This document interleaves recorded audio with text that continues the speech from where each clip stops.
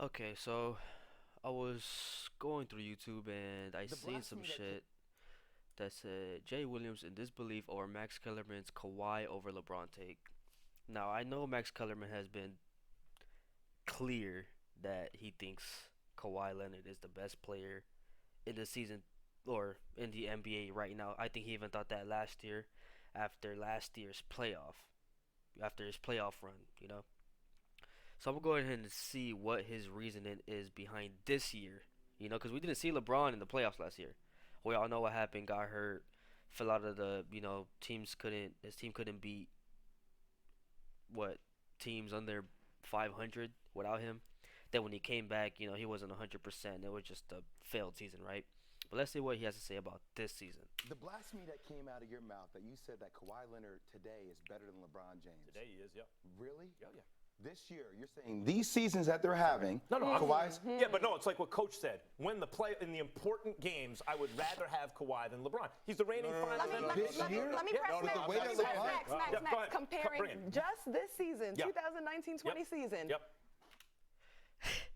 Jay's reaction right here is what I'm feeling. Who is the better player so far this season, LeBron or Kawhi Leonard? Kawhi Leonard. LeBron James has played more games, so he has more value, you could argue, to his team, although the Clippers don't care so much about the regular season record. They got their eyes on the prize. Wow.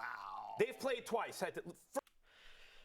Okay, so his reason is he knows that Kawhi Leonard is obviously not playing in the regular season. Well, he is, but obviously with his load management, everybody knows what the hell is going on with that. But he's saying Kawhi is still the better player because in his mind, he thinks that Kawhi is gonna have more value in the playoffs, which he can't be wrong. It's still within the lines if that's what we're talking about. But the question was asked, better player this season, and he said that Kawhi is the better player even though he doesn't care about the regular season. Does that even make sense? First, let's realize Kawhi Leonard is the reigning and defending Finals MVP. That's true. That's okay. cool. Last year don't got nothing to do with this year. Okay, Yeah, but sure let's don't. talk about this year. But that's how he enters the year. Yeah. Oh man, Giannis is the best player in the world. No, Kawhi. I never he said wasn't that. ready. And I remember when Max was saying last year that Giannis was the best player, and I think I remember Stephen A calling him out for that. He said Giannis was the best player. Then after a week, he said Kawhi is the best player. Ready for it. He wasn't ready for it. Now Kawhi goes to the Clippers. He's joining a team like they took two nice players, Gallinari and Shea, like they take them out and they replace Sorry, them I'm a little with bit sick. Kawhi and Paul George, with Doc Rivers as the coach. Yeah. Patrick Beverly, Lou Williams. They just added Marcus Smart. It's going to be problems. Opening day, LeBron, Kawhi, LA. Kawhi's trolling them with ads and stuff with the keys to the city. That's one game, Max. Okay, That's but one game, hold on. Max. That's one game. Kawhi did him. It was embarrassing. LeBron didn't want it. Next day, Christmas Day, nationally televised. Here it goes. LeBron's going to show everybody what's what. Both ends of the floor, it was a mismatch. Listen, Kawhi is in his prime. If this is LeBron 3 years ago, of course LeBron's better. We're talking about right 3 now. years ago, because really? LeBron James has to do a lot more on his team respectively than what Kawhi has to do because they're loaded more offensively. Right. Let me get back to the AD original is conversation. not enough. It's never enough. It's I always, didn't he say needs more AD. help. Whoa. I'm saying the offensive weapons of having Lou Will, of having PG are quite different than having just Montrezl Harrell, are quite different than just having AD. Let me get back to the original point here. I love the direction that all you guys are going. But people forget the best team in basketball are the Milwaukee Bucks, y'all. Yeah. Are the Let's Milwaukee be Bucks? respectful. I mean, I don't know how we just keep forgetting about That's the true. team. The Milwaukee that Bucks obviously, they're look, different. They're the number one defensive rated team in the league. They're the number one point differential in the league. Giannis has gotten Eastern Conference Player of the Month every month of the season Made a so little far bit of this dummy. year. Efficiency-wise, they're off the charts. And I understand everybody gets infatuated with the teams out in LA. But by the way, they have a chance to win 70 games this year. 70 games. Well, and they're and the extremely well coached and they difference play is hard each and every if they game. face the Clippers in the finals, the difference this year will be that Kawhi doesn't have trees back there funneling Giannis to. There you go. And so maybe that'll be different. But I'll tell you this: what will the excuse be if and when the Bucks play the Clippers, and Giannis is killing everyone all playoffs, and then runs into Kawhi again, and Kawhi shuts him down when Kawhi's on the ball. And All right, there's no way in hell Kawhi is shutting down Giannis this year. I just don't see that happening. Last year, after the Bucks went up 2-0, I'm not gonna lie, I was one of the ones that said, "That's it. We're finally gonna get to see Giannis in the finals." But then, coach from the Raptors, damn, I know his name, just can't bring it out right now. Made up a defensive scheme, put Kawhi on Giannis. Everybody thought, Kawhi's gonna get killed, but the fact that all they had to do was build a wall around the paint and have Kawhi press him the whole time, knowing that Giannis did not have a reliable jumper, let alone a 15-footer at that time, it was pretty much over after they figured it out, right? But this year, Giannis is willing to take the shots. There's nobody on the Clippers, down low at least, that can hold Giannis. And Max brought up a pretty good point. He said, in Toronto, he had Marc Gasol, a great defender. He had Serge Ibaka, another great defender, both putting in mad work. And, I had Kawhi on him. But I just don't see that happening with this Clippers team, especially with Zubac not being as physical as a Giannis. Maybe Montrezl Harrell can get physical with him, but I just think he's too small for Giannis. I still think Giannis is on a different level from last year, and I think he's going to be MVP again. And Kawhi still getting 30 on the other side. I just want to know, will there be excuses? Then I will bring you a new pair of common projects, and I will potentially bow down to you on first take. How about that? Common projects? Common projects. We'll make common projects. We could both use a new pair. Yes, I know. Yours is down the line. Listen, I'm saying this, and the Milwaukee Bucks, they're the best team in basketball right now. But they were the best team in basketball last year. Too. Same rating, offensively, defensively. Giannis MVP last year.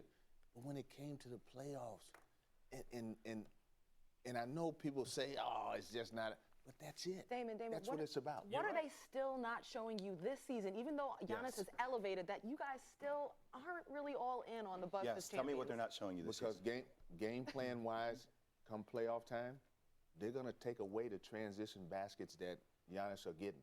And they're going to close off the paint when he's going 1-on-5 and dunking on everybody.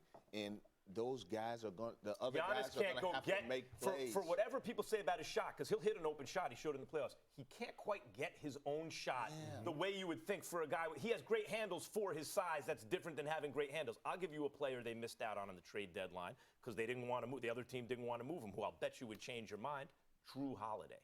Right? If they had a dog who could go get his own shot and also run your offense, also help running the offense, then the Bucks, I agree, would go all the way. Right? Depends on what they have to give up, though, because they would have lost a lot of depth. They don't have another guy to go create his own shot when you need that bucket. Playing well. Yeah, but he's been choking under pressure in the playoffs. Last year. Yes, I agree. I'll say this, Max, you just used a word that I love is, he said if they had a dog. If the Clippers do take it all, it's to the point of the Clippers got some dogs on their roster that other teams don't have. Literally, the Clippers' whole squad is full of dogs. And I can't stress that enough. Hold on, let me fix the frame. His face is pissing me off. Okay.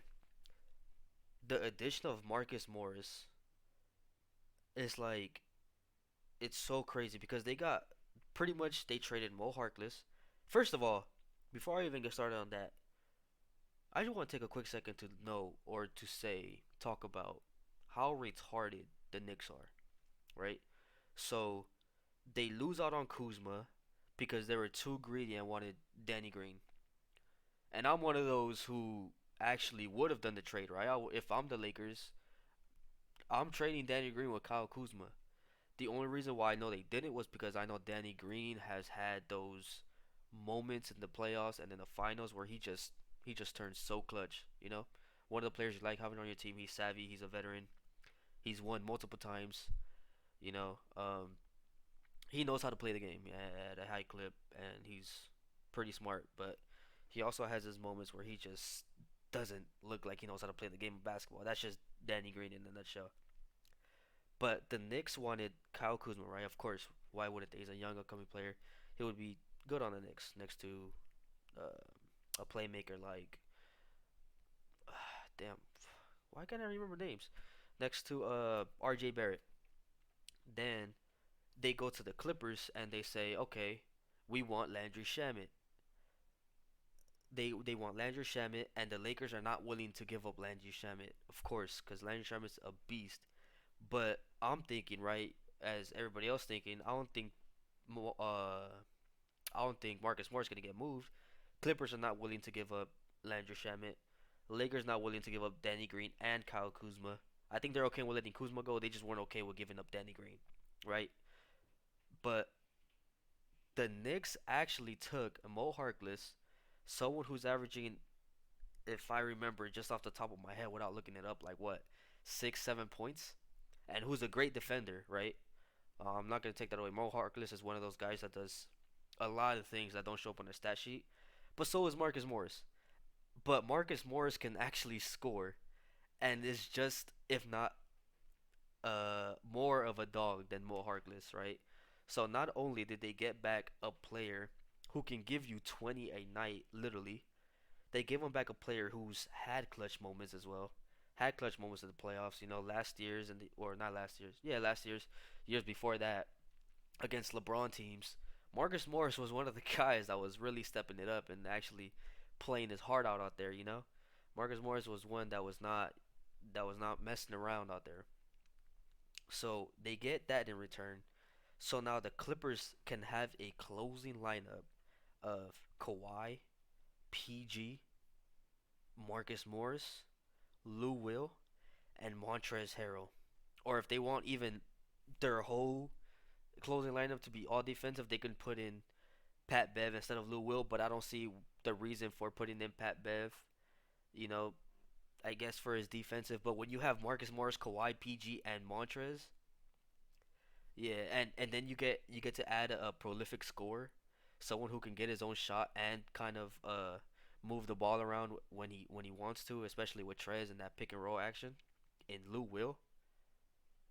That is something where I think that it went from the Lakers and Clippers being like, I want to say Clippers were right here just a bit, just because of what I saw in the regular season, but I still had the Lakers going all the way because if it's anything I know about LeBron, if it's anything I know about watching this man year after year after year after year, it's in the playoffs, LeBron turns into a different animal. But I think the addition of Marcus Morris I think it's gonna be, I think that just puts him over the edge, right? The addition of Marcus Morris to that Clippers team just it just gives them so much depth, and their lineup just becomes so much scarier, if that makes sense. So I don't know. I think that the Knicks just screwed up. They could have gotten Mark. They could have gotten another young player. They didn't even have to move him this year, but oh well, it is what it is. Remember, we watched the Lakers and we watched the Clippers. I watched that game. Was it Christmas Day? Yeah. Just attentively, and I was like, "Yo, some in these Lakers, they got some beast between Pat Beverly, Lou Will, when Kawhi is out with the Clippers, Pat Bev, Lou Will, when Kawhi's out there, and then you get Marcus Morris, and the first thing he gonna tweet is, "Y'all just got a dog in Hollywood." I said, "Oh my God!" I said, "Oh my God!" Because if there is one reason why you could say that the Clippers will knock the Lakers out and the Clippers will handle the Bucks if it comes down to that, it's because they just got some heart and they got some dudes that have chips on their boulders on their shoulders, not even chips, that are immovable and that are omnipresent. That's the only reason to me that it could be the Clippers, is because they got some dogs other teams ain't got. It's Kawhi Leonard. You're right. I'm not taking him. Great coach, dogs on the team, all that matters. They have the best player in basketball. Thanks for watching. I don't know, man. It's gonna be interesting, but I just feel bad being a LeBron fan. I just feel like, damn. I don't know. I don't know. I just don't think I just don't see the Lakers having enough for that, especially with it now. If the Lakers can get a playmaker, because I know there's talks of them getting Darren Collison and I don't know what, J.R. Smith, or there's talks of them getting Marvin Williams, Jeff Green. If they can get another wing and a playmaker like Darren Collison, which I think they will get Darren Collison, then I think the playing field gets leveled out a bit, because I think the problem with the Lakers is the fact that Rajon Rondo shares so much minutes with LeBron, and I've said this over and over again. I don't know why Vogel puts LeBron James in the same lineup as Rajon Rondo, right? So you have Rondo who has okay, he has chemistry with AD. He knows where AD likes his spot. But I think LeBron already showed that he can do that as well. LeBron already showed that he has, if not even more chemistry with AD because not only can LeBron do obviously this is stupid to even say everything better than Rondo. He can even pass better than Rondo. But when you have them both out at the same time, it just creates spacing problems. You see, LeBron and AD can complement each other so good. You know, AD can step out, he can go to the post, give you all kinds of buckets. But when LeBron drives to the basket and he gets double teamed like he usually does, he likes to kick out. And when he kicks out to somebody like Rondo, he's gonna be wide open. And Rondo is not a reliable shooter, and it's just annoying to watch it every single time, or watch Rondo run the offense and LeBron play off the ball. Not that LeBron can't, just that he's not used to it. He's used to having the ball in his hands, and why not? He's the best passer in basketball. He has the best court vision. His IQ is way above others. There's no reason to have LeBron off the ball, especially for a Rondo who cannot create his own shot. And if he does create his own shot, who's gonna respect it? You know, who's gonna respect the shot that Rondo creates, or if he's open in the corner, let Rondo take the shot. They're not gonna care about that. And Rondo can't even play defense. I haven't seen Rondo be a good defender since what was it? The year they went to the second round with the Pelicans. I don't know.